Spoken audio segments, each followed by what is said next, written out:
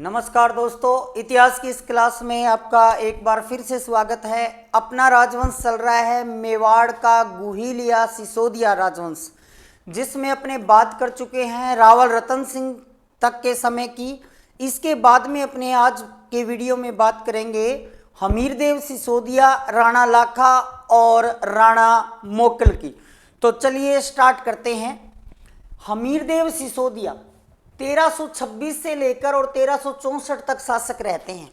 जैसे अपने रावल रतन सिंह में बात की कि 1303 के अंदर जब अलाउद्दीन खिलजी आक्रमण करता है तो उसके बाद में चित्तौड़ पर जो है वो मुस्लिम सत्ता है स्थापित हो जाती है। उसके 23 वर्ष के बाद 1326 के अंदर हमीरदेव सिसोदिया, जो कि सिसोदा ग्राम के होने के कारण सिसोदिया कहलाए, तो हमीरदेव सिसोदिया आकर पुनः क्या करते हैं, चित्तौड़ पर अधिकार करते हैं। राणा शाखा का शासन शुरू, यहां से राणा शाखा है उसका शासन शुरू हो जाता है। इससे पहले रावल शाखा रहती है। तो राणा शाखा है वो हमीरदेव सिसोदिया से प्रारंभ होती है और यहाँ इसके बाद के जितने भी शासक रहे उनके नाम से पूर्व पहले राणा या महाराणा शब्द लगा। जैसे अपने पढ़ते हैं महाराणा कुंभा, महाराणा उदय सिंह हैं, राणा लाखा, ये सारे शब्द हैं वो पहले लगे। अब बात करते हैं कि हमीरदेव सिसोदिया थे वो थे कौन। तो हमीरदेव सिसोदिया जो थे वो लक्ष्मण सिंह के पुत्र थे, अरी सिंह या अजय सिंह के पुत्र थे। अब लक्ष्मण सिंह, आपको पूर्व वीडियो का याद होगा कि लक्ष्मण सिंह इस 1303 के चित्तौड़ आक्रमण के दौरान दुर्ग की बाहर की ओर से रक्षा करते हुए अपने 7 पुत्रों के साथ शहीद होते हैं। उन 7 पुत्रों में से एक थे अजय सिंह या अरी सिंह और उन्हीं के पुत्र थे हमीरदेव सिसोदिया, जो बाद में आकर चित्तौड़ पर अधिकार करते हैं। अब देखिए, चित्तौड़ पर अधिकार इन्होंने जब किया तो किसे पराजित किया, इसके लिए अपने को 2 महत्वपूर्ण मत मिलते हैं। 1316 के अंतर्गत जब अलाउद्दीन की मृत्यु होती है और खिजर खां शासक बनते हैं दिल्ली के, तो वो दिल्ली में जाते समय मालदेव मुछेला या मालदेव सोनगरा, जो कि कन्नड़ देव सोनगरा जालोर वाले, उनका जो भाई था, उसे चित्तौड़ का शासन है वो सौंप कर जाते हैं। तो यहाँ पे अपने को 2 मत मिलते हैं। एक मत जो मिलता है वो मिलता है डॉक्टर ओझा। डॉक्टर ओझा ये कहते हैं कि मालदेव जो मुछेले थे उनके पुत्र जय सिंह को मारकर हमीरदेव ने चित्तौड़ पर पुनः अधिकार किया, जबकि रणकपुर शिलालेख के अंदर ये लिखा हुआ है कि मालदेव मुछेले या मालदेव सोनगरा के पुत्र बनवीर को मारकर हमीरदेव सिसोदिया ने क्या किया, चित्तौड़ पर पुनः अधिकार किया। ये 2 मत अपने को मिलते हैं। अब देखिए, एक सिंगोली नामक युद्ध हुआ था और सिंगोली जो स्थान है वो बांसवाड़ा के अंदर है।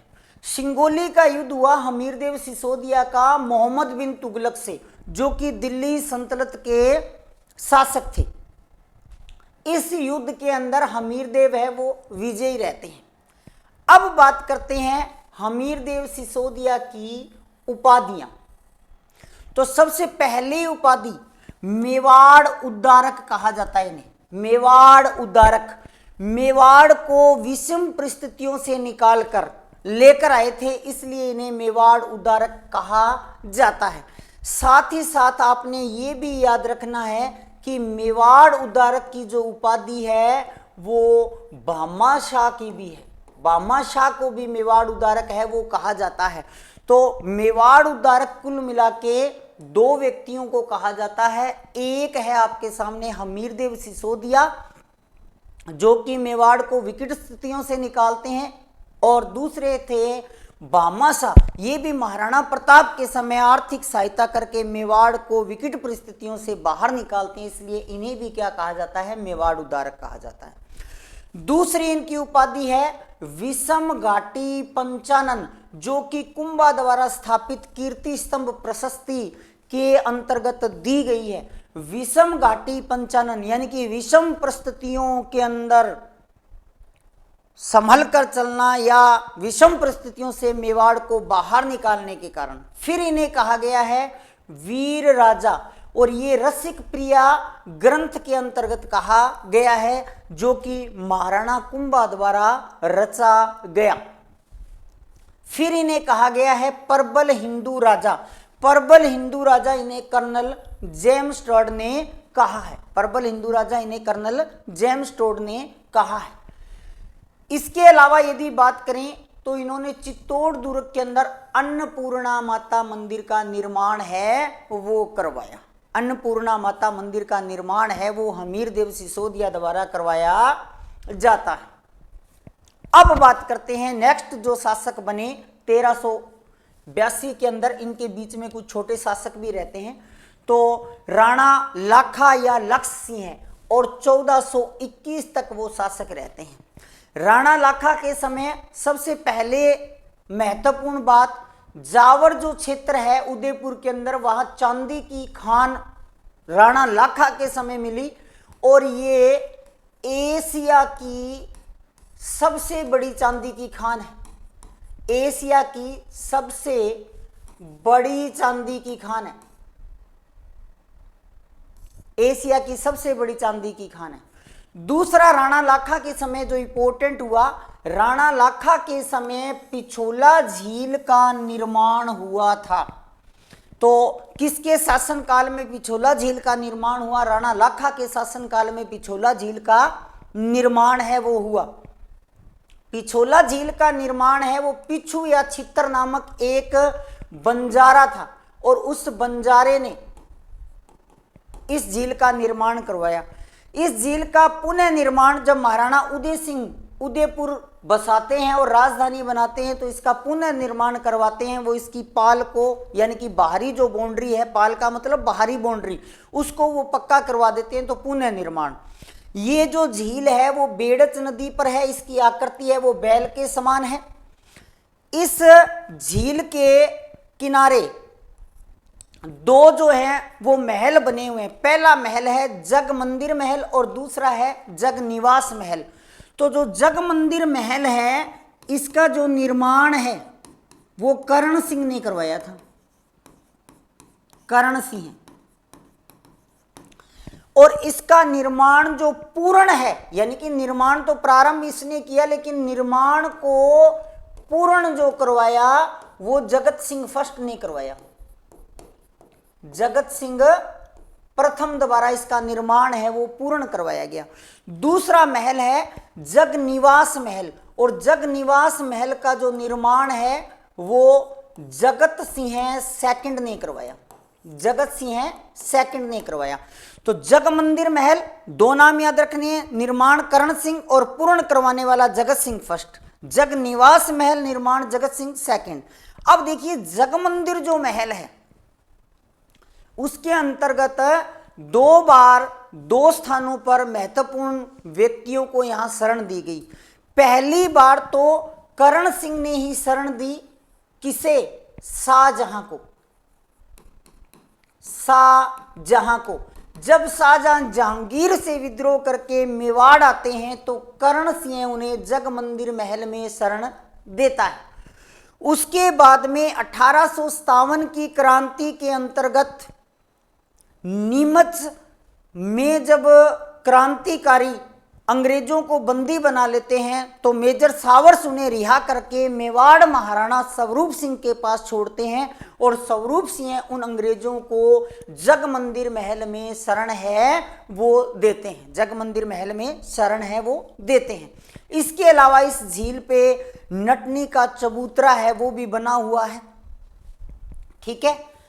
आगे की बात करें यदि राणा लाखा में, तो राणा लाखा क्या करते हैं, बदनौर जो स्थान है मेवाड़ के अंदर वहां युद्ध होता है दिल्ली के ग्यासुद्दीन तुगलक के साथ और इस युद्ध में राणा लाखा विजयी होते हैं। राणा लाखा जब विजयी होते हैं तो ग्यासुद्दीन तुगलक को तीर्थ यात्रा कर है वो समाप्त करना पड़ता है। दिल्ली सल्तनत और मुगल काल के अंदर हिंदू जब अपने तीर्थ स्थानों पर जाते थे तो उनसे कर लिया जाता था। तो ग्यासुद्दीन से ये कर है वो राणा लाखा माफ करवा लेते हैं विजय होने के बाद में। अब देखिए राणा लाखा जो थे, राणा लाखा के समय जो है एक प्रकरण रहता है, उसको अपने समझेंगे कि राणा लाखा और हंसाबाई रणमल और राणा चुंडा या चूड़ा जो है इनका प्रकरण क्या रहता है। अब देखिए हंसाबाई और रणमल, हंसाबाई का भाई था रणमल राठौड़, कहां से, मारवाड़ से, मारवाड़ से, ठीक है। और इनके पिता थे राव चूड़ा, राव चूड़ा जो थे वो इनके पिता थे। तो राव चूड़ा क्या करते हैं, रणमल को अपने राज्य से निष्कासित कर देते हैं। रणमल जो होता है वो राणा लाखा की शरण में आ जाता है और राणा लाखा इन्हें धरना नामक स्थान की जागीर है वो देते हैं। जब रणमल यहां रहना प्रारंभ कर देता है तो वो ये सोचता है क्यों न इस मैत्रीपूर्ण जो संबंध है इसको एक मजबूत रिश्तेदारी में बदला जाए। इसके लिए रणमल क्या करता है, अपनी बहन हंसाबाई का विवाह प्रस्ताव भेजता है। किसके लिए, राणा चुंडा के लिए। यहां उन्होंने विवाह प्रस्ताव भेजा, विवाह प्रस्ताव भेजा। लेकिन जब ये विवाह प्रस्ताव भेजा जाता है उस समय राणा चुंडा जो थे या चूड़ा जो थे वो दरबार में उपस्थित नहीं थे। तो राणा लाखा ने ऐसे ही मजाक में ये कह दिया कि मैं तो अब वृद्ध हो चुका हूं और मेरे लिए विवाह प्रस्ताव कौन भेजेगा। तो जब वो सेवक जाकर पूरी बात दोबारा से रणमल को बताता है तो रणमल के दिमाग के अंदर ये आता है क्यों ना हंसाबाई का विवाह राणा लाखा से कर दिया जाए और बाद में धीरे धीरे करके मेवाड़ में अपनी स्थिति को बहुत मजबूत कर लिया जाए। तो इसके लिए फिर रणमल क्या करता है, हंसाबाई का पुनः विवाह प्रस्ताव भेजता है, पुनः विवाह प्रस्ताव है वो भेजता है। और अब की बार जो विवाह प्रस्ताव भेजता है वो राणा लाखा के लिए भेजता है और साथ में एक शर्त रख देता है। शर्त ये होती है कि हंसाबाई से जो पुत्र होगा वही आगे मेवाड़ का शासक बनेगा। तो राणा लाखा इस बात के लिए मानता नहीं है कि मैं मेरे ज्येष्ठ पुत्र को छोड़कर होने वाले पुत्र जो अभी तक है ही नहीं इस दुनिया में उसको कैसे मैं शासक घोषित कर दूं। तो सारी बात जब राणा चुंडा को पता चलती है तो राणा चुंडा यहाँ पर भीष्म की तरह ही भीष्म प्रतिज्ञा करते हैं, भीष्म प्रतिज्ञा करते हैं। और इसीलिए इन्हें क्या कहा जाता है, इन्हें कहा जाता है मेवाड़ का भीष्म, मेवाड़ का भीष्म।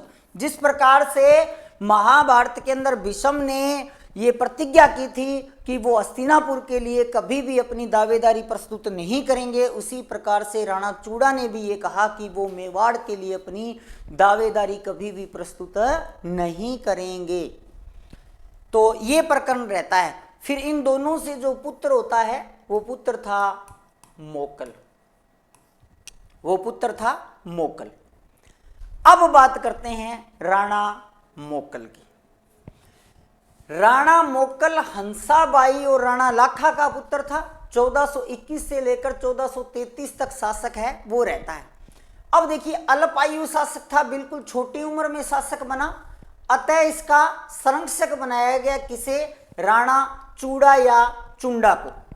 लेकिन जो हंसाबाई थी कौन, मोकल की माता, वो हमेशा ही राणा चुंडा को संदेह की दृष्टि से देखती थी कि कहीं ये मेरे पुत्र को मारकर शासक न बन जाए। तो इसलिए राणा चूड़ा क्या करते हैं, मालवा के शासक होशंग शाह की शरण में चले जाते हैं। जब राणा चुंडा मालवा के शासक होशंग शाह की शरण में चले जाते हैं तो होशंग शाह की शरण में जाने के बाद में हंसाबाई जो होती है वो अपने भाई रणमल राठौड़ को क्या करती हैं, संरक्षक बना देती हैं। किसका, मोक्कल का संरक्षक बना देती है। और रणमल क्या करता है, तुरंत प्रभाव से सभी बड़े पदों से मेवाड़ी लोगों को हटा देता है और वहां पे राठौड़ों की नियुक्ति है वो कर देता है। यानी कि एक प्रकार से पूरा जो प्रशासन तंत्र है वो रणमल अपने हाथ में ले लेता है, गिरफ्त में आ जाता है। इसके चलते चलते जैसे जैसे समय बीतता जाता है वैसे वैसे रणमल का मेवाड़ के अंदर प्रभाव है वो बढ़ता जाता है। रणमल का मेवाड़ में प्रभाव है वो बढ़ता जाता है। फिर एक जिलवाड़ा का युद्ध होता है 1433 के अंदर, जो कि राणा लाखा और अहमद शाह जो कि गुजरात के शासक थे इनके बीच में लड़ा जाता है। इस युद्ध में क्या घटनाक्रम होती है, इस युद्ध के अंदर 3 व्यक्ति होते हैं। एक तो होता है महपा पवार। महपा पवार महपा पवार जो होता है ना वो रणमल से नाराज होता है, रणमल से नाराज होता है। चाचा और मेरा जो 2 व्यक्ति थे वो दोनों सेम सिंह और दासी पुत्र थे और इनकी मां का नाम जो था वो खातीन था। मोक्कल को ऐसे पता नहीं था भी इनकी मां का नाम क्या था। और वहां उदयपुर साइड में एक पेड़ होता है जिसे खातीन का पेड़ कहते हैं, तो वो तो स्वाभाविक पूछता है कि ये पेड़ किसका है। और इनको ये लगता है कि हमारी मां का नाम है इसलिए मोक्कल हमसे ये पूछ रहा है। तो इसलिए ये दोनों जो थे वो मोक्कल से नाराज थे और महपा पवार जो था वो रणमल से नाराज था। इस चलते हुए युद्ध के अंदर महपा पवार के कहने पर, किसके कहने पर, महपा पवार के कहने पर चाचा और मेरा ने, चाचा और मेरा ने क्या किया, मोक्कल की हत्या कर दी। मोक्कल की हत्या है वो कर दी। ये थोड़ा सा मिस्टेक हो गया था, राणा लाखा लिखा गया था, मोक्कल था। मोक्कल की हत्या है वो कर दी। अब देखिए कि मोक्कल की हत्या हो गई। जब मोक्कल की हत्या हो गई और युद्ध चल रहा है जिलवाड़ा का, तो बचे हुए युद्ध, शेष युद्ध का नेतृत्व जो है वो मोक्कल की पत्नी कमलावती ने किया। और कमलावती युद्ध का नेतृत्व करती हैं। मोक्कल की दूसरी पत्नी सौभाग्य देवी अपने पुत्र कुंभा को लेकर चित्तौड़ पहुंचती है। युद्ध समाप्त होता है। युद्ध समाप्त होने के बाद में कमलावती है इनकी विजयी होती है। और विजय के बाद में जब मोक्कल का अंतिम संस्कार किया जाता है तो ये मोक्कल के साथ सती हो जाती है और सौभाग्य देवी है कुंभा को लेकर चित्तौड़ आ जाती है। अब बात करें कि मोक्कल ने और क्या किया, तो मोक्कल ने एक तो तुलादान पद्धति शुरू की, यानी कि जन्मदिन या राज्याभिषेक के अवसर पर तुलादान यानी कि तुलना, और फिर जो भी स्वर्ण या चांदी के जो भी सिक्के या आभूषण हैं उनको गरीब लोगों में बांटना। एकलिंग मंदिर का परकोटा बनवाया। एकलिंग मंदिर का निर्माण जो है वो बप्पा रावल ने करवाया था और इसका परकोटा यानी कि बाहरी जो दीवार है वो मोक्कल ने बनवाई। त्रिभुवन मंदिर का पुनर्निर्माण करवाया। बहुत ही इंपॉर्टेंट है त्रिभुवन मंदिर का पुनर्निर्माण। त्रिभुवन मंदिर का जो निर्माण है वो किसने करवाया था, निर्माण करवाया था भोज परमार ने। भोज परमार ने अपने ने इसको शक्ति सिंह के समय पढ़ा था। शक्ति सिंह के समय पढ़ा था। तो अपने यदि इसकी रिवाइज की बात करें तो हमीरदेव सिसोदिया पुनः अधिकार करता है चित्तौड़ के ऊपर। उपाधियों में महत्वपूर्ण इसकी मेवाड़ उदारक, विषम घाटी पंचानन, वीर राजा, परबर हिंदू और चित्तौड़ में अन्नपूर्णा माता मंदिर का निर्माण करवाया। राणा लाखा या लक्ष्य सिंह के समय चांदी की खान मिली। पिछोला झील का निर्माण हुआ, पुनर्निर्माण। उदय सिंह ने 2 महल बने हुए हैं, जग मंदिर महल जिसका निर्माण करण सिंह ने, पुनर्निर्माण जगत सिंह फर्स्ट ने। निर्माण पूर्ण किसने करवाया, जगत सिंह फर्स्ट ने। जग निवास महल जगत सिंह सेकंड ने। अब यदि बात करें, राणा लाखा ने बदनौर युद्ध में गयासुद्दीन तुगलक को पराजित किया और तीर्थ यात्रा कर समाप्त करवाया। रणमल अपनी बहन हंसाबाई का पहले विवाह राणा चूड़ा से करना चाहता था, बाद में राणा लाखा से किया। इनके जो पुत्र हुआ वो मोक्कल हुआ। राणा चूड़ा को मेवाड़ का भीष्म कहा जाता है। फिर यदि अपने बात करें मोक्कल, तो मोक्कल अल्पायु शासक था, इसलिए पहले उनका संरक्षक बनाया गया वो राणा चूड़ा को बनाया गया। इसके ऊपर हंसाबाई संदेह करती थी, बाद में रणमल को बनाया गया और रणमल ने सभी राठौड़ों की वहां उच्च पदों पर नियुक्ति कर दी और शासन अपने गिरफ्त में ले लिया। जिलवाड़ा का युद्ध है वो राणा मोक्कल और अहमद शाह के बीच होता है। चलते युद्ध में 3 व्यक्ति नाराज थे, चाचा मेरा और महपा पवार। तो महपा पवार के कहने पर चाचा और मेरा ने क्या कर दिया, राणा मोक्कल की हत्या है वो कर दी। अब मोक्कल की हत्या हो गई। शेष युद्ध का नेतृत्व उनकी पत्नी कमलावती करती है, युद्ध में विजयी होती है। युद्ध की समाप्ति के बाद मोक्कल के साथ सती होती है। दूसरी पत्नी सौभाग्य देवी है, वो कुंभा को लेकर चित्तौड़ पहुंचती है। मोक्कल ने तुलादान प्रथा को शुरू किया, एकलिंग मंदिर का प्रकोटा बनाया और त्रिभुवन मंदिर का पुनर्निर्माण कराया, जिसे वर्तमान में मोक्कल का मंदिर या समिधेश्वर मंदिर कहते हैं। इसके बाद में मेवाड़ के राज सिंहासन पर महाराणा कुंभा विराजमान होते हैं और महाराणा कुंभा, जिन्हें राजस्थान की स्थापत्य कला का जनक कहा जाता है या पिता है वो कहा जाता है। तो अपने नेक्स्ट वीडियो में बात करेंगे महाराणा कुंभा, द ग्रेट कुंभा। जय हिंद।